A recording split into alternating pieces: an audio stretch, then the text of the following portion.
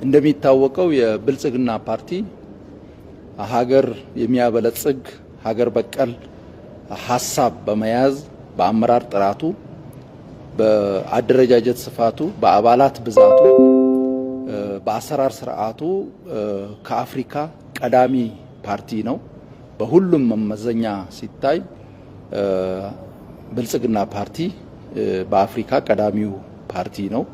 በዓለም አቀፍ ደረጃ ደግሞ ግዙፍ ከሆኑ ትላልቅ ከሆኑ ፓርቲዎች አንዱ ነው። ለኢትዮጵያ የሚመጥን ራዕይ በመያዝ በኢትዮጵያ ሁለንተናዊ ብልጽግና የማረጋገጥ ራዕይ አለው። በሁሉም ዘርፎች የተሳካ ጉዞ እያደረገ ያለ ፓርቲ ነው። ባለፉት ዓመታት ለሕዝብ ቃል የገባቸውን በውጤታማነት እየፈጸመ እና ቃሉን በተግባር እያረጋገጠ ያለ ፓርቲ ነው።